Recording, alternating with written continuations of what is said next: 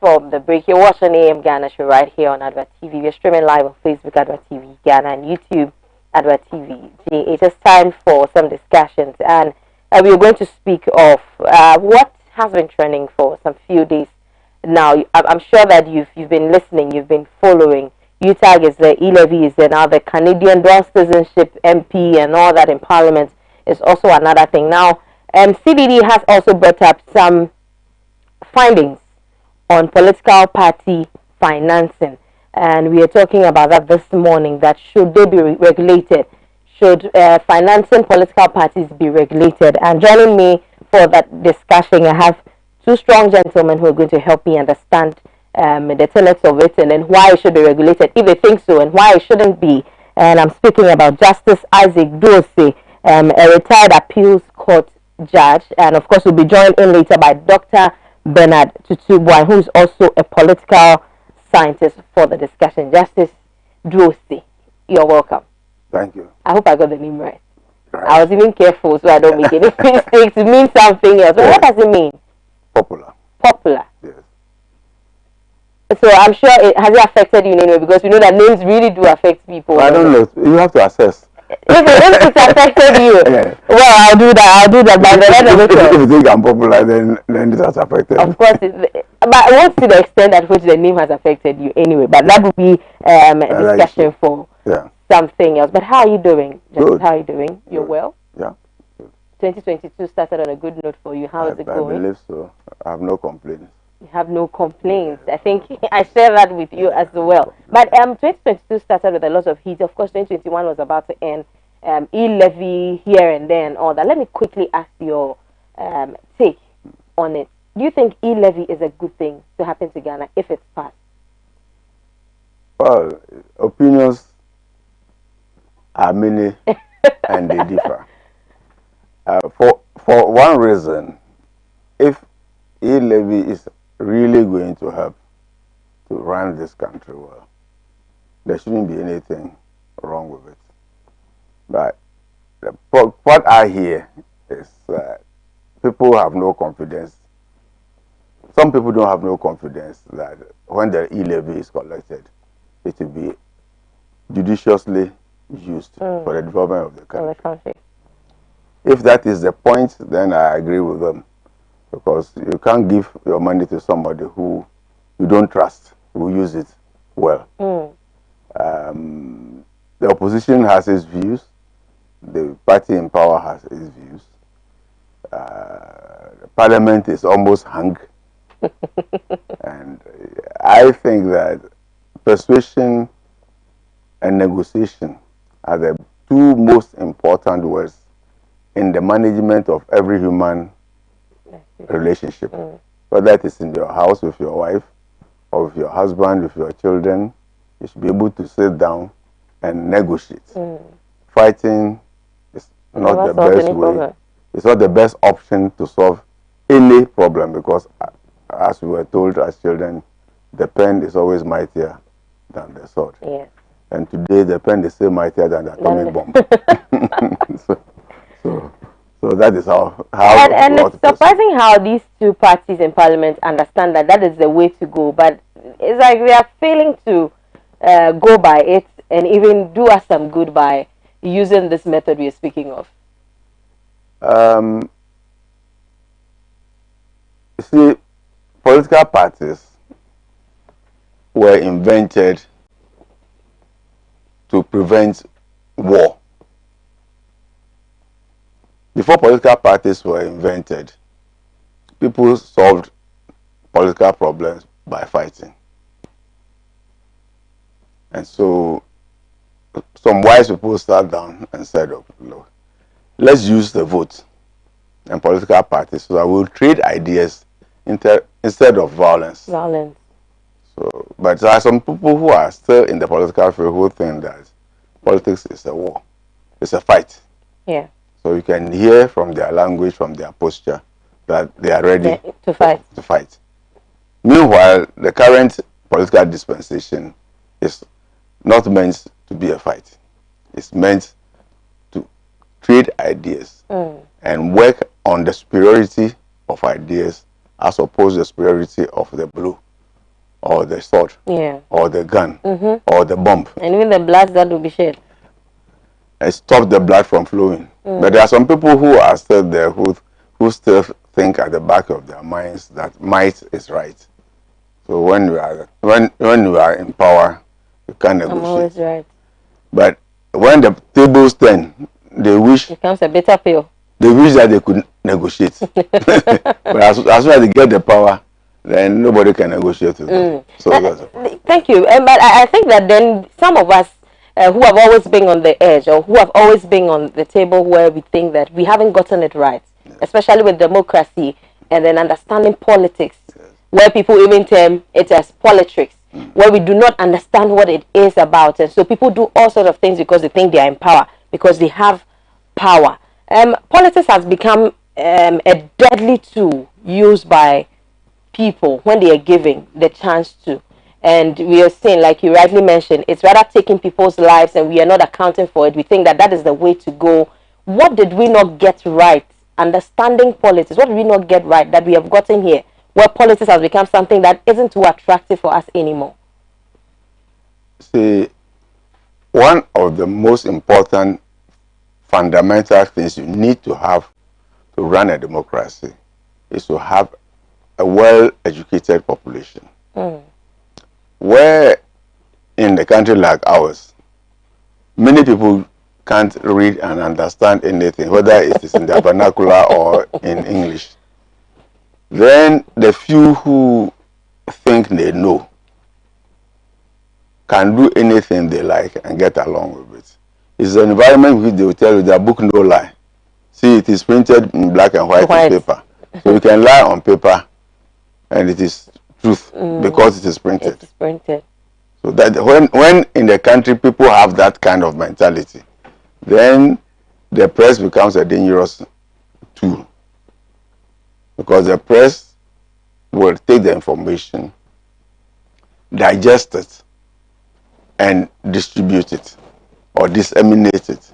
Now, if the press takes the information, misdigests it, and misinterprets it, and mispublishes it, then we are going down the drain of destruction. But just you understand that it also happens that most of the political parties we see, or even the leaders in these political parties, own television stations or media houses that even champion some of these causes as well. And for the fear of being killed, or the fear of being chastised because you did not publish the story the way they wanted you to do it, people always are in that shell. They always want to do it as you want them to do.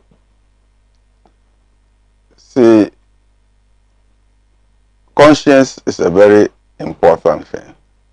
If you are hungry and therefore you can do something against your conscience because you need to have a full belly, you can't be a good journalist.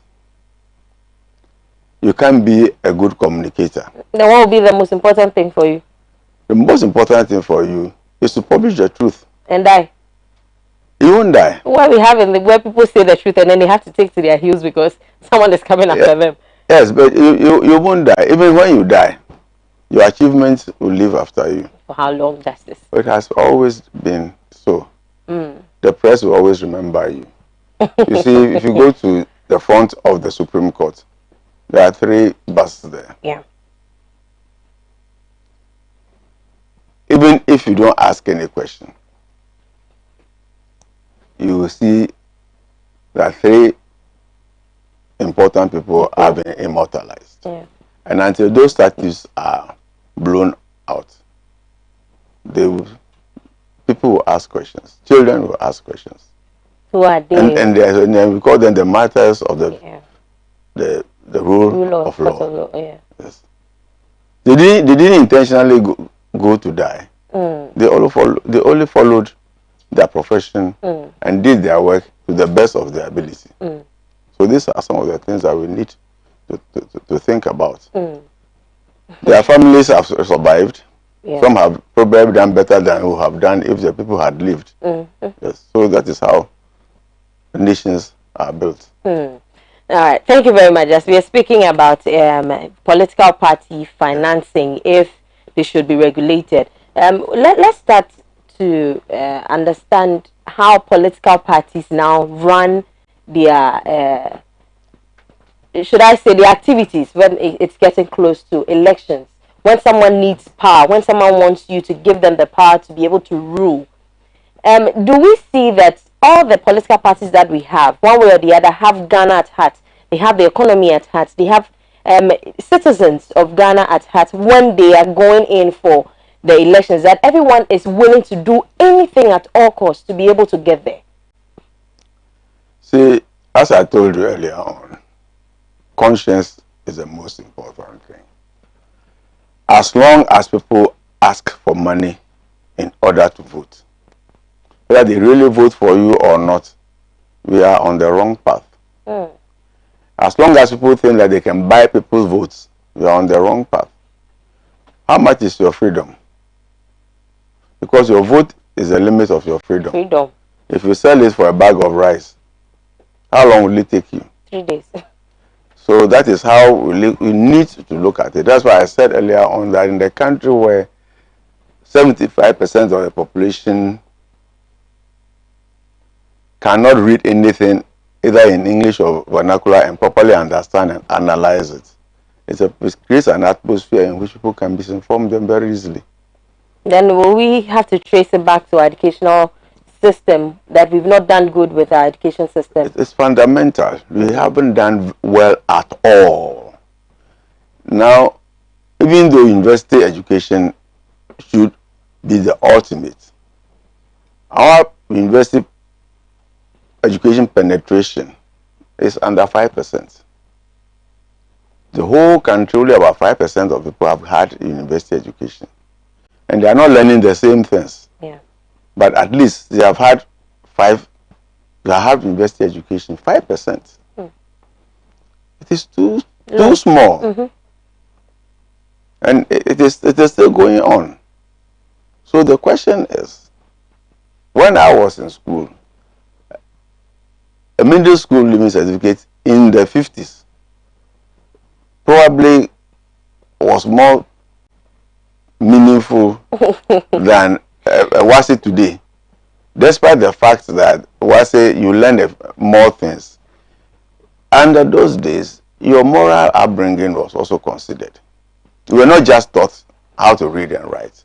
If you are a girl, you were taught the ways of ladies. By the time you finished middle school, you were an accomplished lady. If you were a boy, you were an accomplished gentleman. So it's not only the issue of learning and getting high grades. Today we are concentrating on very high grades. And even though it is good,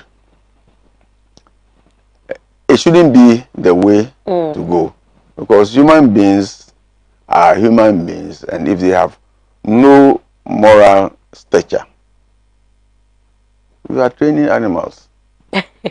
Science without conscience is dangerous. So no matter how high the grades the people score, if they cannot behave like human beings, and mind you, today we have abandoned the training of our children to teachers who don't even have time for themselves.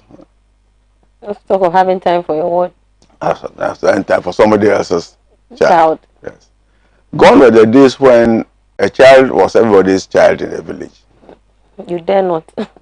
If you misbehaved outside the home, they'll beat you. If the stranger decides to deal with you, you better take that one. But if he takes you home, you are in trouble. Worse trouble. Yes. But today, you can't. Mothers are putting on arms to go and beat people who try to discipline their children outside. They take it as far as the classroom and beat the teachers there. The teacher now has no authority in the classroom, even to impart the lesson that he will want to. Even though I agree, some teachers go beyond limits. Yeah. Which is bad, but that is part of it. Some parents also go beyond limits. Many parents go beyond limits sometimes. You know. It's interesting, but speaking about morals, I think that it cuts across that when it comes to politics as well, the morals aren't there, and that is why you have someone saying, "Oh, just as I'm giving you 50,000 cedis Yes. for you to vote for me. Make sure you give delegates, or I'm picking you as a leader for this particular area. Make sure you share it amongst the people, those you think are for me. Make sure you give them money to be able to vote for me. And we get to understand that some of these things are done not because they have the country at heart, not because they think that they have some ideas that will help develop the country or change things that have been bad in the past, but we see that people are in there for ulterior motives. And for the financing of these political parties and even these individuals, it happens that they do it on the basis of something that, oh, I'm doing this. If you give me the money, or if you finance the campaign for me to become this person, when I come, I need this from you. People do that a lot, and it means that we have lost the morals when it gets to politics and financing political parties, and even getting people to come in as leaders to lead us in this country. Strictly speaking, apart from the money that should be spent traveling around and meeting people and explaining your policies to them, I don't think that it's necessary to give them any money at all. One, it is not very likely that you are assured that those who receive money from you will vote. Exactly. Where the popular saying, fear delegates, even came in, they gave it fridges and other things, but people even did not vote for them. Now, you see,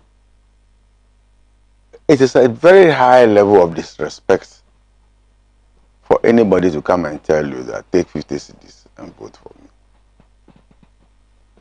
when the person has never given you anything in his lifetime. If a person is your friend and is always giving you money and is on the campaign trail and meets you and gives you money, fine, that's a normal thing. But someone who has never met you before, you don't even know his character, and he comes and says, take money and go and vote for me, and you foolishly take the money, and you feel bound to go and vote for him. Sometimes I hear they even take juju. They swear on some juju or something. They feel, when they take the money, if I take the money, I don't vote for you, let something happen to me. Hey. So if you bring yourself as low as that, what you are doing is you are refusing your children good schools. You are refusing your children good roads, because whatever it is, people who approach politics with money are making an investment. At the end of the day, they will reap the investments. And when they are reaping the investments, they are not only recovering what they are putting, they are going to make a profit, which we call corruption. Exactly. So that's where it's starting from. Yes, which you call corruption. So once you take money for a politician, you have to vote for him, you know that if he gives you 50 cedis, he's going to take 500 cedis. And then when he takes the 500 cedis, where is he taking it from? The money which has been voted to make a road, he will take part of it. If the money is voted for classrooms, he will take part of it. If money is voted for public transport, he will take part of it. Money is voted for hospital, he will take part of it. And it goes on and multiplies. The MP will do, the ministers will do, the president and the vice president will also do. Because everybody has to recover his costs. Exactly. So, for example, if you are going to be elected as an MP, and you know the salary that goes along with being an MP, and you go and spend 3 times that amount to win the election, what are you telling yourself and the other people? And no one is happy living in debt. No, nobody. Who? not happy. Even in Ghana, if you owe, it is an insult to owe. So you'll be feeling shy if people say that you owe. Owing money it shouldn't be shameful, because that is how the world business works. That's how banking works. You go and give your money to the bank to keep for you. The bank owes you that money, but you don't see it as a debt. The bank is not shy. But if you go and borrow money from the bank and not pay on time, then they say that you should be shy because you are not paying the money back. But the bank can sit on your money for a whole lifetime if you don't go for it, and they'll be trading with it. Yeah, maybe making profit. And they won't give you any part of it. You see, so it's not a bad thing to owe a debt. Everybody owes a debt one time or the other. If you cannot go and borrow money, it means you are not creditworthy. And when they say you are not creditworthy, it means you are not trustworthy. Yeah. Or you can't keep your word. So as far as I'm concerned, taking a loan is not something anybody should be shy of. But not paying at all, That's what the problem is. that's a problem. Because before you go and take the loan, you must know what you are going to do with it.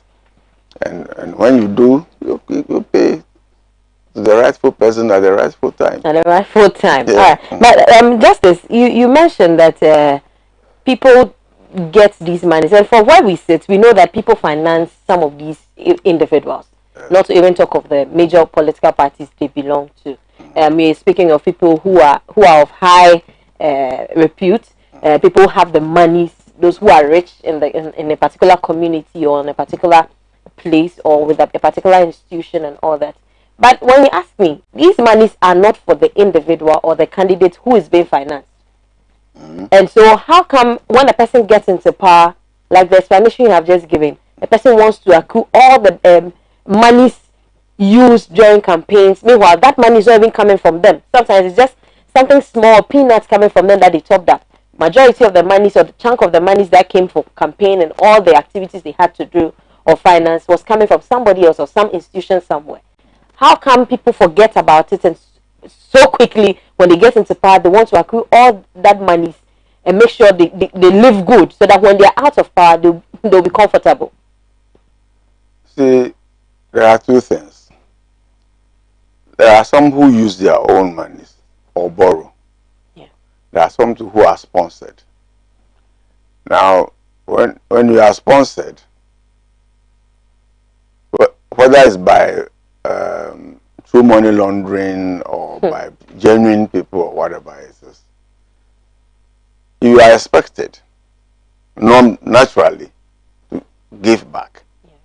But you can't give back from the salary you are going to earn as a minister or an MP. So you have to find ways and means to award contracts to undeserving people, undeserving in the sense that they are not actually qualified for the assignment that they are supposed to undertake. But you have to give them the contract. And in such a way that they can profit from the small money that they give you. So as a matter of fact, if you accept those monies and go by them, you will find yourself being compelled to do things which you will normally not do. So people are always surprised when people they know all of a sudden become somebody else when they get political power. These are some of the reasons why those kind of things occur. Because there will be pressure on you from those who gave you the money. It doesn't matter whether they are drug dealers or whatever it is. Whoever puts you in position will demand that you also do what he or she likes. Yes. If it's a church which sponsors you, you have to do something to support the church's stand in certain things. If it's the chiefs who put you there, you have to do something to satisfy them when you get there. And then you become their point of lobby. When you say lobby, that is one of the grounds for lobby. Yes. So you have been lobbied and tied down even before you start your journey as an MP or as a minister or as a president. That's very true. And we have some messages coming in. We'll go in and then we'll read. But like you rightly said, I remember in just the ended elections, 2020 elections, for the filing fee for candidates, there were a lot of conversations. People were talking, and even some of the aspirants were not even happy about the amount of money they were supposed to pay for filing to appear on the ballot paper. And so someone will say that, well, it's become too expensive and people are not able to pay for it. So then there'll be the need for a financier somewhere to help them to be able to pay for it and then even get there. I'm saying this because we have two major political parties in this country who normally it is a must. At all costs and at all means, they are able to appear on the ballot papers. We have other ones who come in as support, and even some we already know. But when it comes to financial strength, we do not think that they have them. But they do appear on the ballot boxes.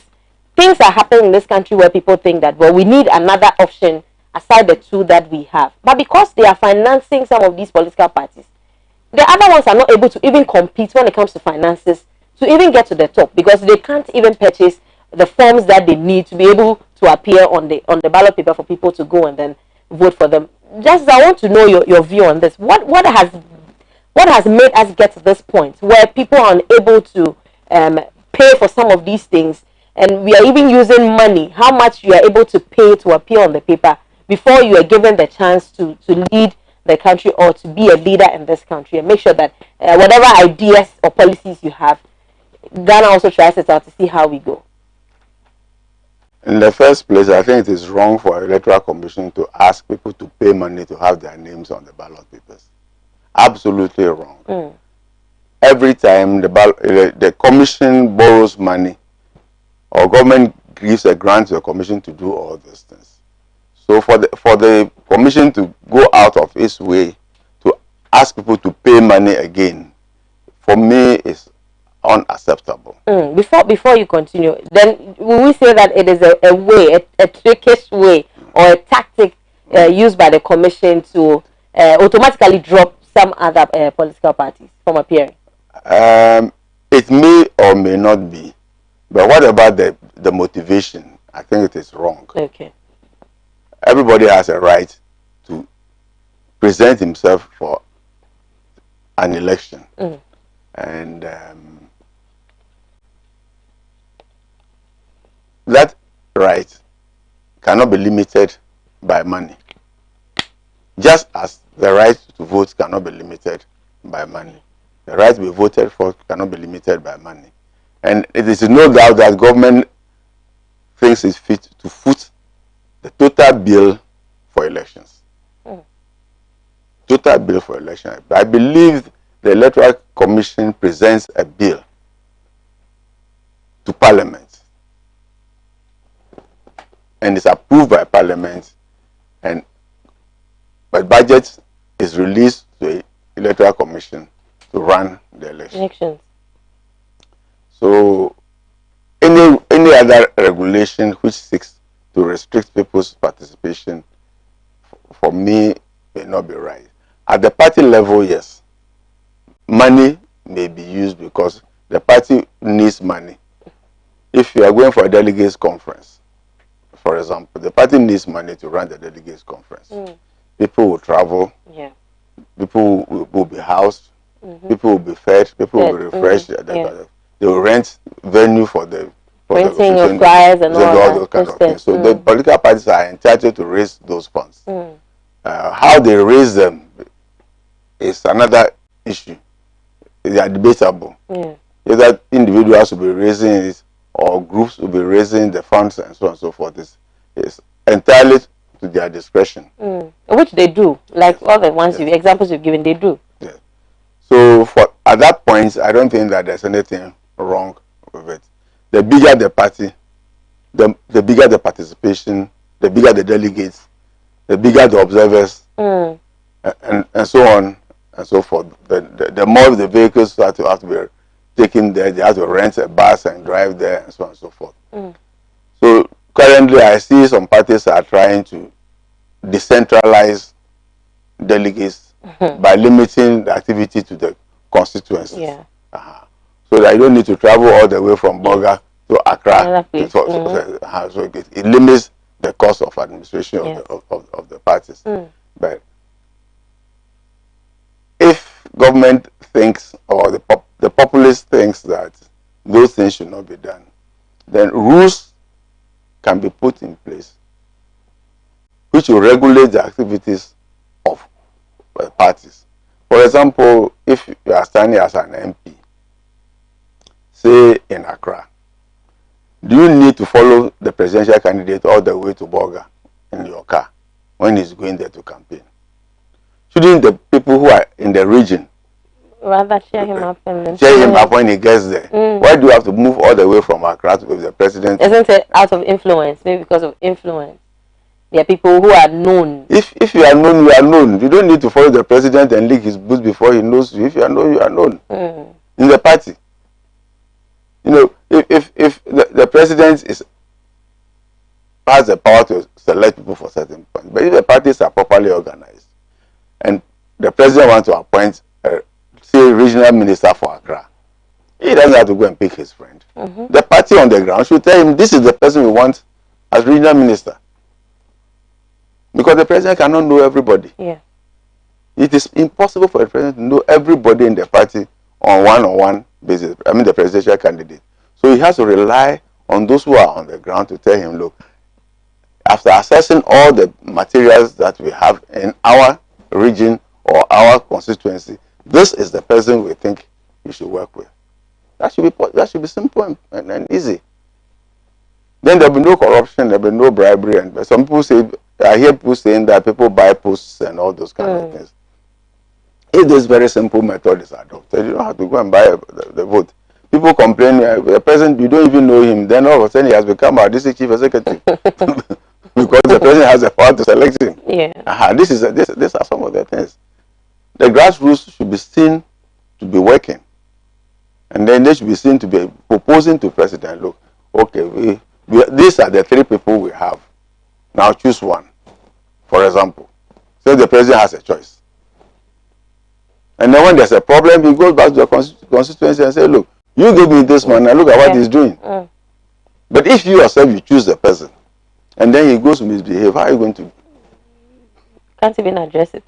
But we understand that is the order of the day when you go to the constituency, where the party chairman is also able to influence the decisions of who they pick from all the various constituencies. But we've also understood that sometimes... Let me stop you. It is wrong for the party chairman to make their choice.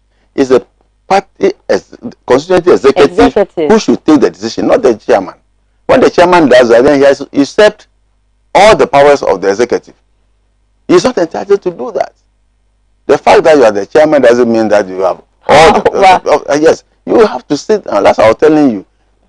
Two very important things in life: the ability to negotiate and the ability to discuss.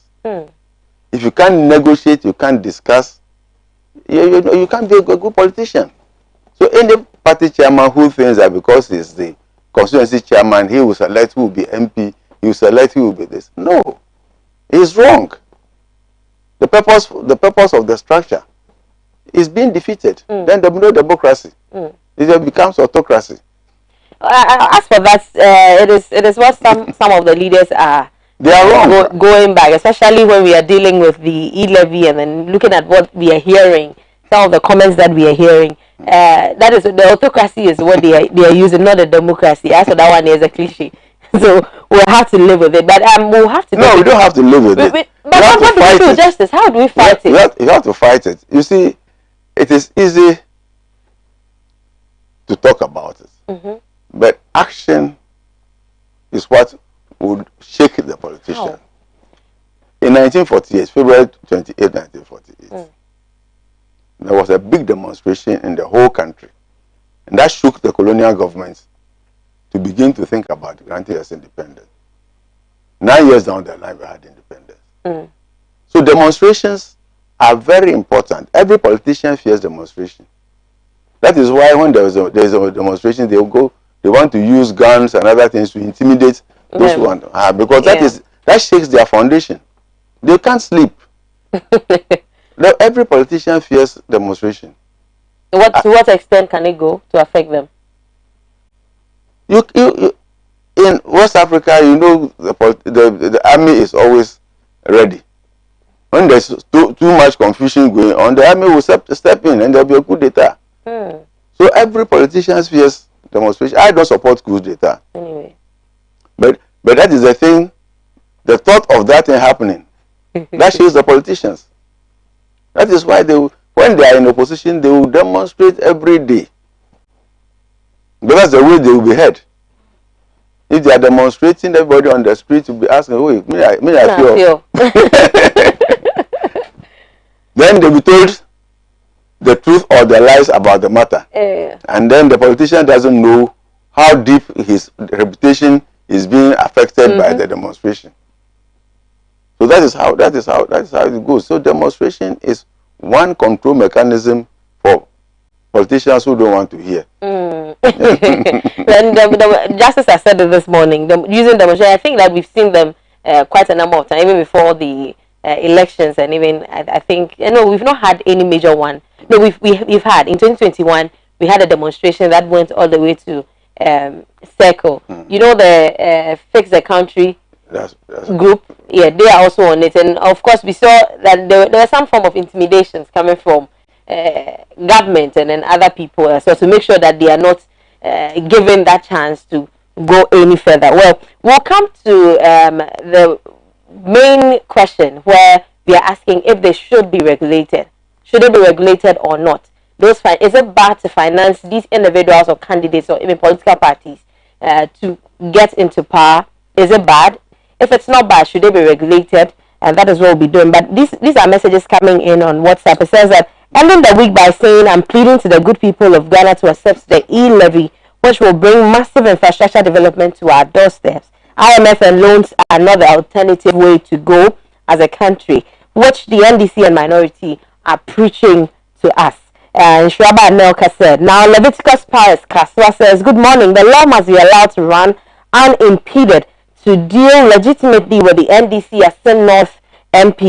E-levy is better than loans, regards to, and it continues that way. Abdul Basit Zongo Pioneer Kumasi says, we still plead with the UTAG to come on the round table for amicable solution. The e-levy is another excellent way to mobilize revenue electronically for Mother Ghana and not sublimate ourselves with IMF loans and wicked conditionality. And it continues that way. Justice, should let me ask this quickly. Is it even good for institutions, rich individuals, chiefs, people who have the ability to finance individuals, political parties or candidates, is it good to do that?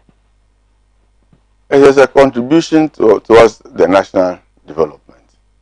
If it is done without expecting substantial feedback. You see, if you trust that I will do well as a government, if I get the nod and you give me money, of course not overwhelming sums of money, yeah.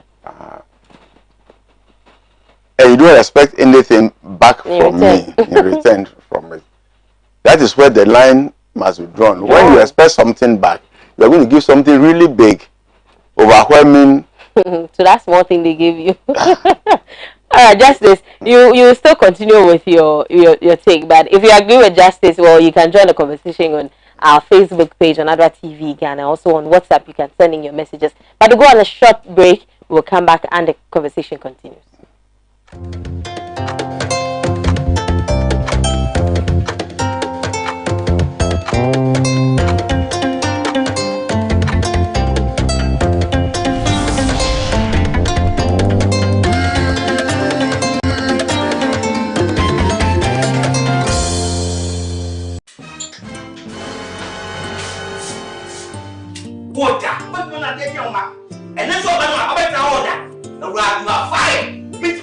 Malaria anti abayiwa yejuma bono malaria therefore yawo enti awo ahire ne customers ya wahu ne se maami aye smart apa CB Malakio amma ne ba ya odi ko school she se aduane si berry market chi ni malaria anti a ontimi ni onia ent na ho ema we mu biara to wo. So we have malaria test. Maybe we want a better one and the CB Malakio. Ye do not hama and now kick out bomb as soon as I CB Malakio. And no way so there. And I don't grow. I yet tata shit. A drawing your ma appeal for about a woman for any quada won't in fear. Susiana, what would you with FD Ashusha sa a jedi and crato you mu adia to Musa and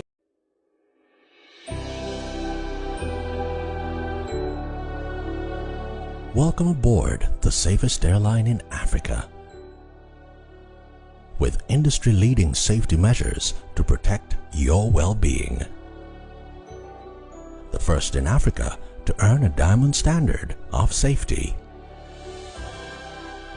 Offering a more contactless, safe, and seamless experience. Delivered with a smile by Africa's first fully vaccinated crew. creating special memories that bring the joy back to flying, so you can continue making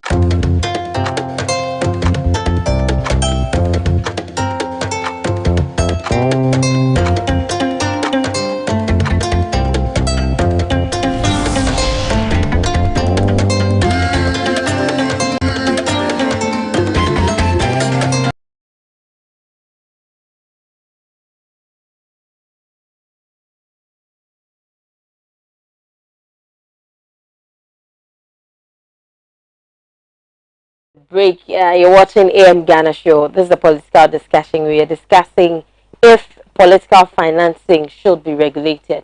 If it's a good thing, should it be regulated? If it's not, what are the reasons? And I mentioned that I have two guests, two wonderful gentlemen to help me understand and also help you also get along with the conversation. And we had Justice Dorsey. I hope I got it right. Yes, a former appeals court judge with me. I've been talking to him, and we've been joined in the studio by Dr. Benatutu Boyne, who is also a political scientist or a political marketing analyst. Okay, political marketing analyst. Yes, Dr. Benatutu Boyne, you're welcome. Thank you. As for this one, if they charge, like I charge big money. This one, I'll let it slide. However, how are you doing? Yeah, I'm doing well. You're doing well. You look good in your smock. Thank you. All right. I've been engaging Justice Dorsey on political parties, funding, and where morals come in, where people even start some of the activities that connotes corruption, and then all that. I want to have your take quickly on what has gone on with this e-levy thing. Quickly, your take on it, and then we can move into the topic for the day. So I will first of all like to extend my greetings to our viewers. All right. And also my senior man for Justice for holding the fort before I joined. I think that the e-levy discussion is quite a broad thing, but I am of the opinion that it should have been anticipated, the dangers of it.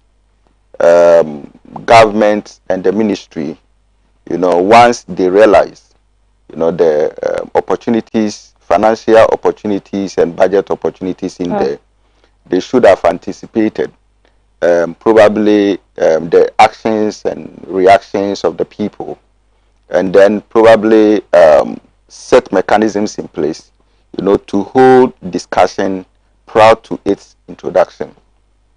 If that had been done, we wouldn't have been seeing what we are seeing now. I also believe that it is wise for government, after going through, the town hall discussions and others, if they can, probably withdraw, give themselves some time, hold discussions with all stakeholders, and get the understanding in terms of when to start, and even the percentage with which they may want to charge. As it is now, the 1.75 and then the 1.5 percent. People are sort of refusing, and putting up certain reactions to it, and it wouldn't serve government good from a political marketing perspective. It will bring the credibility and image of the party, down. So in order to hold their credibility intact, I think that it has been suggested somewhere that this government is a listening government, right? And so they may want to go with that, and so it will be only prudent for them to probably withdraw, do proper analysis of it, have stakeholder discussions, and then come up with pragmatic, decisions that at least will help the people, because we are the people you are serving. From a marketing perspective, any action or inaction of a firm, is focused on the customer. In other words, to deliver customer satisfaction, and good experiences. So if voters and the good people of Ghana wouldn't get that, from the payment of the e-levy, I don't think that government should rush going into it. They need time to do proper analysis and then come up with the right decision, so that at least, I'm not against the payment of the e-levy. It's a form of tax, right? But I think that we should look at it very carefully. I also suggest that government should have, proper discussions with the telecos, because the 1% they are charging already, I don't see any justification for that. If I do proper analysis of it, now, because of time, you will see that the telecos don't really have justifications for it. And so government can still have that discussion and take a percentage out of that, then probably add something small from the consumer in addition. I think that the 7 billion budget deficit, we can get it from other sources, which of course we will need. Dr. Bain, if you were here earlier, I would have said that you've copied me, because this morning is exactly what I said, that people haven't understood it. Yeah. And they need a broader consultation and interaction with institutions who are involved, for them to make sure that these messages trickle down to the last person or to the consumer, for it to be passed. But if they are using force, that is where the problem is. Then quickly, for the matter of the day, Justice Isaac Duose has said a lot about political parties. I mentioned the fact that we don't understand politics, and so people even term it as politics, and so people do not understand why they are being voted into power. People don't know why they are there, what they are supposed to do, the mandates they have. Just like Justice even made mention of our very good friend who's on the front page of the paper. What is your view when it comes to political parties and other people financing these parties for them to get power? Okay, so once again, I think that is also another difficult thing that we need to discuss as a country going forward. You see, when you look at best practices, in other countries, and I'll take the US for instance, political party financing is something that starts from the state itself and to other,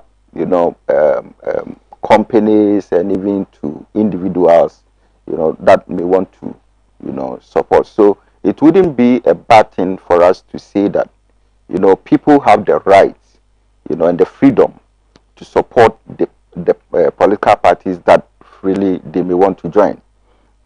So when you look at the different sources of political parties in this country, it starts from the individual, party member, supporters, sympathizers, and even people who are not affiliated.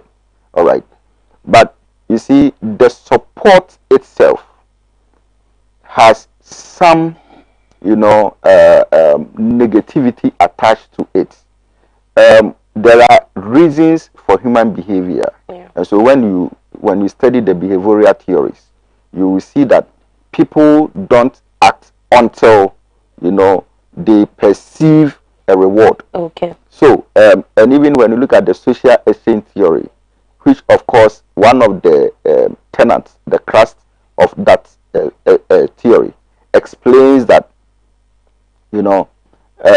people will go into a relationship based on the benefits and then the cost analysis.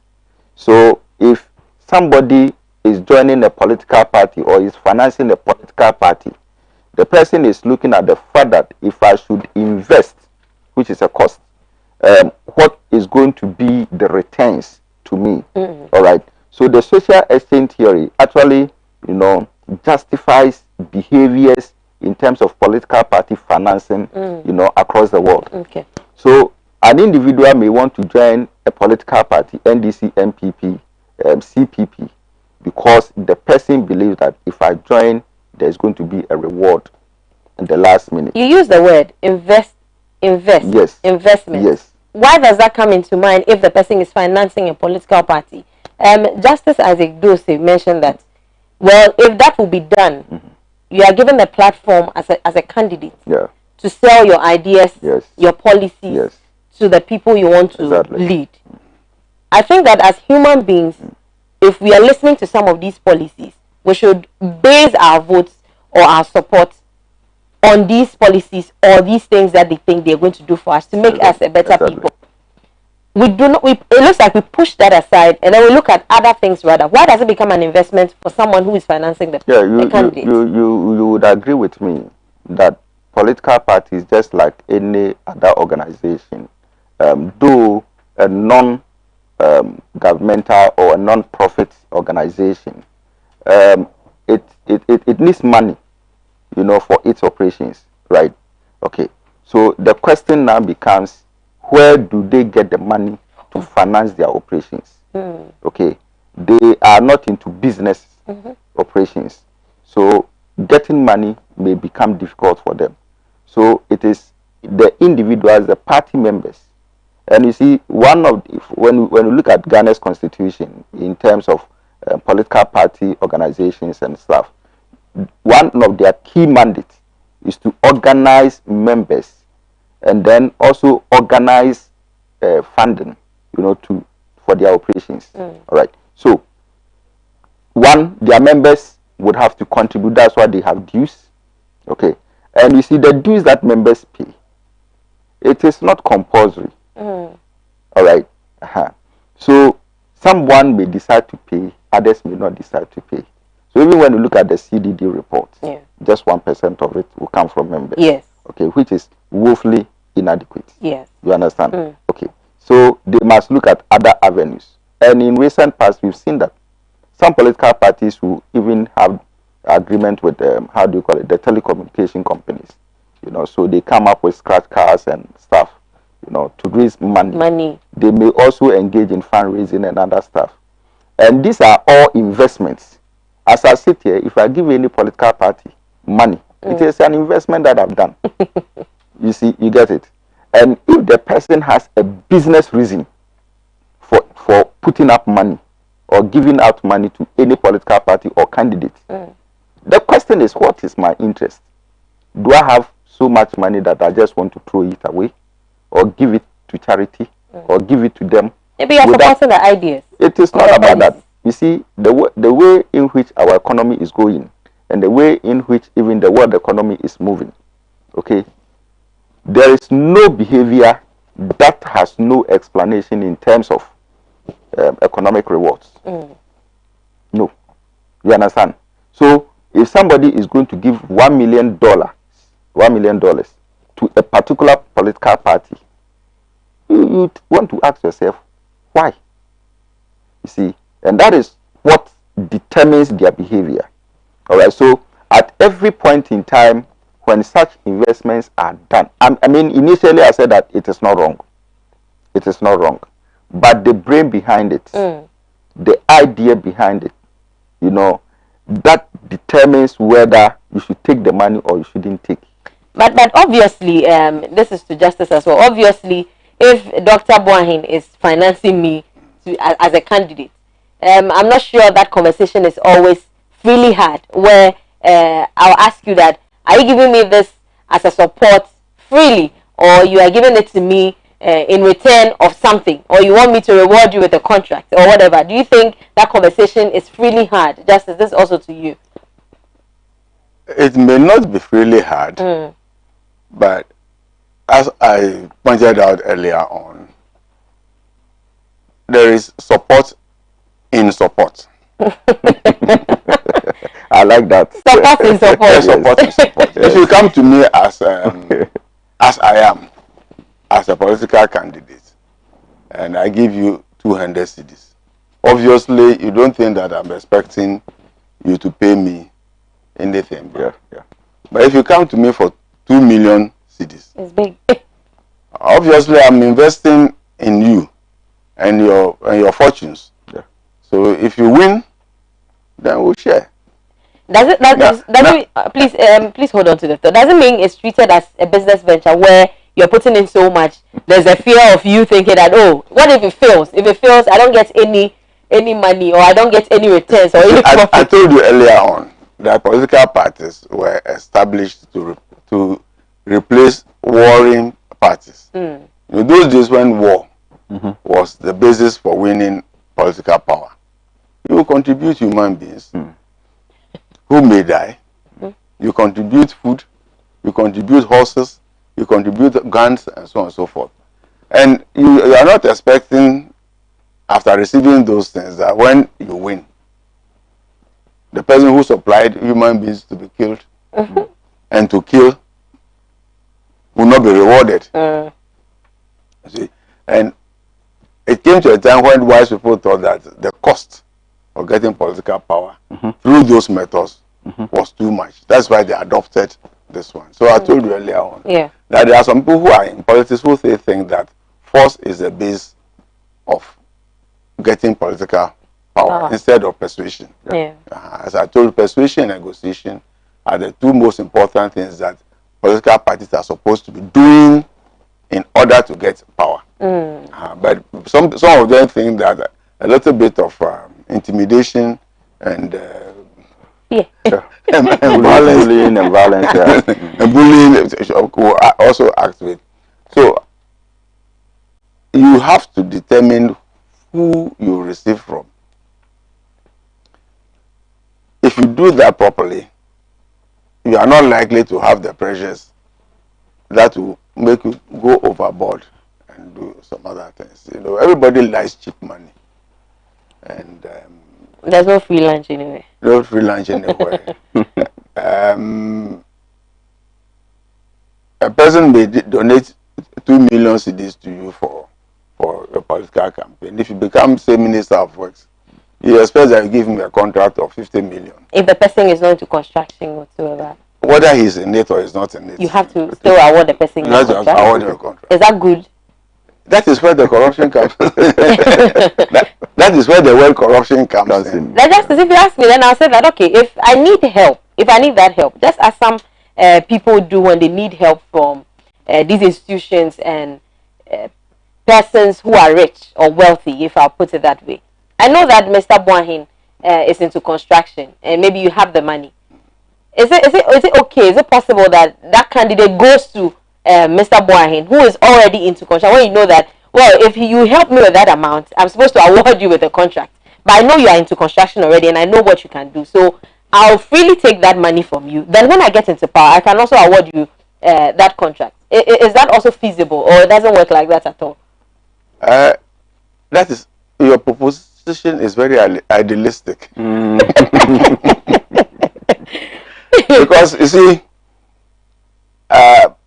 you can't fathom or measure the extent of anybody's greed. Sure. So once you go into that contact with them and say, you give me the money, when I win power, I will help you. And then you have won the power and he says, okay, now you have won. This contract, I want it. He will go and investigate and find all the contracts that are available and say, this is the contract that I want. Hands are tied. Your hands are tied. He has given you 2 million cedis and now he's asking for 100 million cedi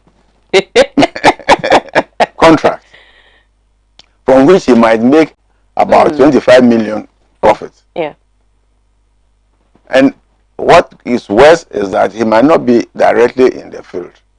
So you end up doing a shoddy job because he will take the contract and sell it to somebody else. And even make profits from there. Yes. All right. Thank you very much. I just want to. All right, sure. You know, you were asking a question that Justice described as idealistic. You see, the issue of politics, not just in Ghana, across the world, has become a business investment venture. And just as we have entrepreneurs and intrapreneurs in politics, in business, we still have same people in politics. All right. So that is where I was saying that when someone is giving you $1 million, 2 million Ghana cedis for your campaign, the person is not a philanthropist. All right. So questions need to be asked for you to know the rare identity of that sponsor. So if you now know the rare identity of the sponsor, in fact, this lady in US, the broadcaster, was the name? Oprah. Oprah Winfrey. Okay. Oprah gave money, huge sums of money, to Obama's campaign, but she never demanded anything. But what she was looking for was the rights and protection of the black people. Is that not an interest? Yeah. It is.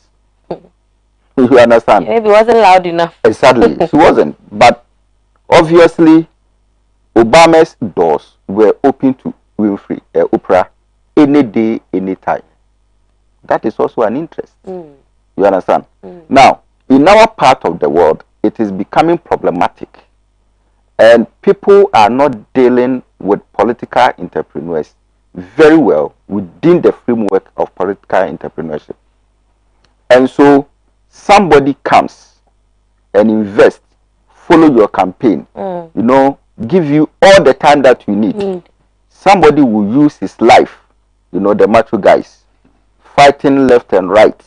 You know, you remember the case of that phone seller in Circle, Yes. who was given some position in Ghana, and it became a huge problem here. All right. Why? Because the guy felt that the job I'm doing now doesn't pay.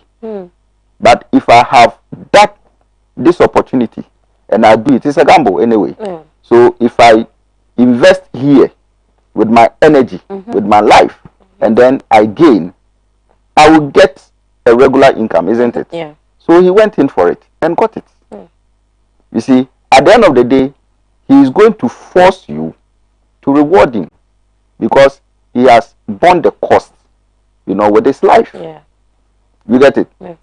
We are in this country where people, party supporters, you know, who are illiterates in quotes, have gone with their strength for campaigning and are demanding that the government in power does something to their benefits. To the extent of even locking offices. Isn't it? Why? Because, you see, when you promise and you don't deliver, you are making, you know, the person that you promised, his conditions worse off. And I think that justice is here. He knows that in law, when you do that, you can be prosecuted for that. Okay, so I believe that political party financing is something that we truly must discuss as a nation and then know the way to go about it. Thank you very much. Unfortunately, time isn't our friend, and we have some few seconds to call it a day with you on the AM Ghana show. My guests have been Dr. Tutu Boahen, Dr. Bernard Tutu Boahen, who is a political marketing analyst. He joined us on the discussion, and also I've been joined in earlier by Justice Isaac Dose, who is also a retired appeals court judge, helping us understand what we've been discussing, if political party financing should be regulated. And of course, from all indication, they're saying it's not bad, but we have to really understand and talk about it as a nation and make sure that we understand it. Then corruption and other things, as they have mentioned, will not come in. Gentlemen, I'm very grateful for the time. Thank you so much for coming. Thank you. All right. My name is Badu, and thanks to our sponsors as well. Thanks to the technical team. Thanks to everyone who watched. We stream live on Facebook, Adwa TV Ghana, and all who also watched on YouTube. We say a big thank you to you. God willing, on Monday, we'll still meet on AM Ghana show. Until then, do have a good day and enjoy the weekend. It's bye for now.